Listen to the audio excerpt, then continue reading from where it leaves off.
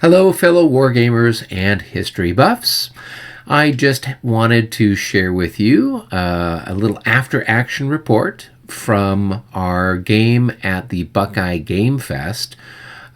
We were playing La Bataille de Mont St. This was using the second edition components, both the map and the units, the counters, and we were also then using the particular charts and everything else that came with the second edition game. What was different, though, was that we were playing using the premier rules. We had a couple of players that were kind of new to the system, and we thought, given the amount of time that we had available to play, the premier would get us a little further into the game than, say, using the 5th edition rules. So here are some observations. So the game started off as a 4-player game. Brennan Close and myself were playing the Allies. Brennan had the British right wing, so he had the bulk of the 1st Division, or I should say the 1st Corps, and then Hill's Corps. And then I was dealing with the Allied left wing, so that was then bits and pieces of the reserve, and then the Prussians as they started to come on. Sitting opposite of us, taking the French left wing, was David Plock. He was controlling the Guard, the various and sundry grand batteries, and the 2nd French Corps. And then sitting opposite me was Jeff Taylor. He had the French 1st Corps and Lebau's Corps. A little later on in the week, the two founders of two of the founders from Marshall Enterprise, Dennis Spores and Jim Soto, joined our game. Dennis took the Prussians and most of the 4th Prussian Corps and elements that were coming in as his troops, and then Jim Soto took the elements of the 6th Corps, Lebau's Corps, and so altogether we ended up at the end of the week having a 6-player game. So one of the things that we did as the Allied players was not to strongly contest the chateau and grounds of Hougoumont. We pulled back the more valuable British Guard units and skirmishers, and we left the 1 Nassau battalion there to hold the chateau. And so that, took a little bit of time for the French to dig them out, but that they just put a couple of skirmishers around the chateau and blasted away at it until eventually the unit was gone.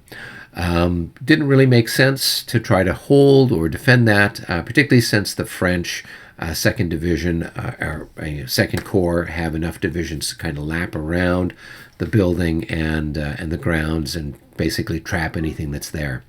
So instead what we did was pull back those more valuable British units, and Brennan then started deploying the British almost in a checkerboard type pattern, where the less than optimal Hanoverians and Dutch and some of the Allies were out in front.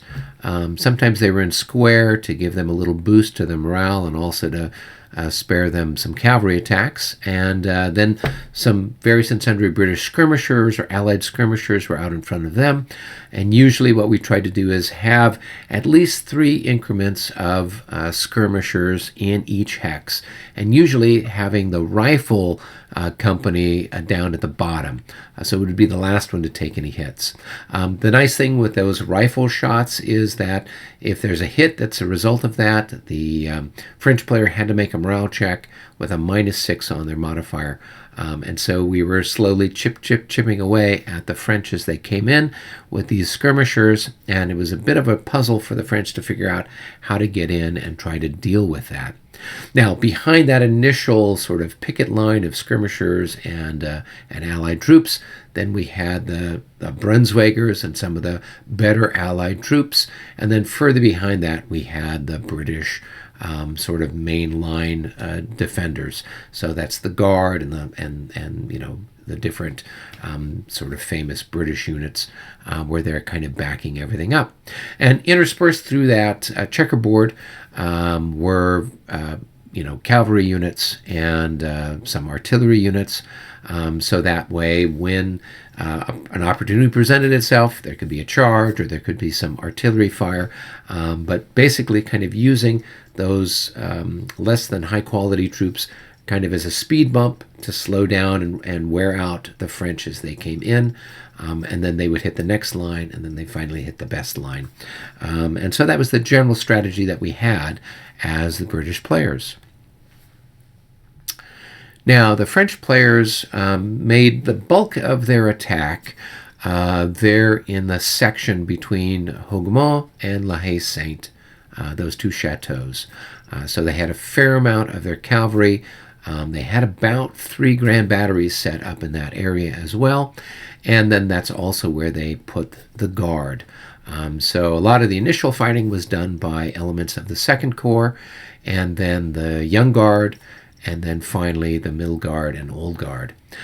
Over on the French right wing, the First Corps was used to engage elements of the British between La Haye-Sainte and the Chateau of Fishermont. And they had a couple of batteries there, but not a grand battery. And there was certainly a fair amount of sort of cavalry skirmishing and back and forth taking place in that area. But just kind of given the fact that the Allies were using the reverse slope and some other techniques to kind of hide their troops or shelter their troops from the French artillery, the French weren't really able to get. Eventually, we started to, once they kind of got up to the crest of the hill, started to have some more success. Blasting away at the British. And then Labau's Corps was kept over in reserve over behind the First Corps to counter the Prussians as they were coming in from that side of the battlefield. Now, I would say that there were 3 noticeable and marked events that seem to have a big impact on the sort of timetable and how the game or the battle played out. So the first was that at about 2 o'clock, the 2 o'clock turn, the Allies had launched a very large cavalry charge against elements of the Second Corps and the Young Guard over on the Allied right wing. This involved Uxbridge, a lot of the heavy cavalry, a fair amount of light cavalry, and the upshot of it was that a number of, I think about 2 or 3 French artillery batteries were eliminated, but the downside was that the Allied cavalry was then surrounded, and I think we lost about 3 regiments of heavy cavalry, and some of the other stuff was pretty badly dinged up. In the exchange back and forth between the French and the Allies during those couple of turns that played out, we also were able to take out a couple of French heavy cavalry units, and so it was a bit of an exchange. I think the French got a little bit of the better of it, since the Allies don't have a lot of heavy cavalry, and losing any of that is rather painful. But it was a little bit like in chess, one knight takes out the other knight, a little bit of an exchange in that regard. The next major turning point was at the 4:40 turn. At this particular stage in the battle, the French had gotten their guns up on the ridge and were shooting down into the area where the British had been sheltering, and started to do a fair amount of damage. And they had sent out a spearhead of French cavalry, particularly a fair amount of heavy cavalry, getting ready to do a cavalry charge kind of there in the area that would be coming towards the Chateau of Mont St, and kind of getting ready to kind of attack along the main Brussels highway. What they weren't expecting was that the British counterattacked, and from all across the field, French light and heavy cavalry came out, surrounded that spearhead that had kind of gotten a little bit ahead of itself, and were able to eliminate, I think, about 4 or 5 of the French heavy cavalry at very little cost to the Allies. So when that happened, you could see that the situation had flipped, and the French didn't really, or weren't able to necessarily bring the Allies to a point where they could defeat them. And at the same time, about the 5 o'clock turn, the Prussians had finally massed enough that they were making a big push over on the French right wing, and Labal's corps was getting pretty badly beaten up. Most of the French cavalry over there was outnumbered and was taking it rather badly. And then at the same stroke, the Allies, some of the Nassauer units, as well as elements of the Prussian corps, were attacking and starting to hit the flanks of the French First Corps. So the situation was looking pretty bad, and the 5:20 turn, the French were going to have to start pulling back, or else they were just going to get their line kind of rolled up on that right flank. And so it was about at the 5:20 turn that we called the game. At that point, it was pretty clear that the French weren't going to be able to achieve a victory, which meant that the Allies were going to have a victory by default. And the Guard and most of the, all the French corps of French First Corps was on a level. The Sixth Corps was going to be on a level in the next turn. The Second Corps had taken a lot of damage over the course of the day, but wasn't on a level, hadn't lost a battalion yet, or maybe one. And then the Guard, French Guard, was being beat up too. A number of their units had taken 50% or more casualties from all the rifle fire and things like that had been going on bit by bit over the course of several hours. The British had only 1/2 battalion of the Guard eliminated from the board. Otherwise, none of the British contingent was anywhere near to being on a level.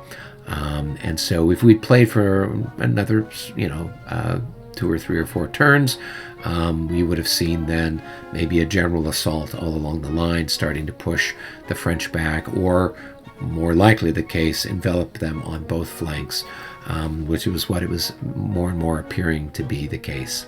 So that was a little bit of an overview of the game.